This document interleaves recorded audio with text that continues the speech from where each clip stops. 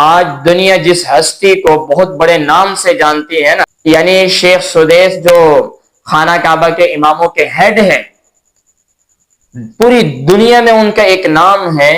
آج پوری دنیا کا ہر شخص اس بندے سے واقف ہے.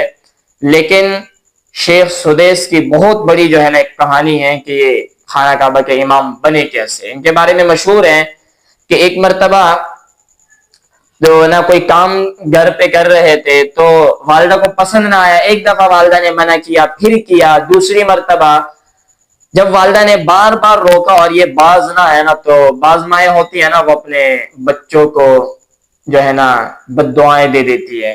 لیکن ان کی ماں نے تو بد دعا نہیں دی. ان کی ماں نے تیش میں آ کے، غصے میں آ کے نا ان سے کہا کہ اللہ تمہیں خانہ کعبہ کا امام بنائے. آج وہ شخص جو ہے نا پوری دنیا کو معلوم ہے کہ وہ شخص خانہ کعبہ کا امام بنا ہوا ہے. لیکن اگر آپ پیچھے جائیں تو ماں کی دعائیں ہیں جس نے اس شخص کو خانہ کعبہ کا امام بنایا.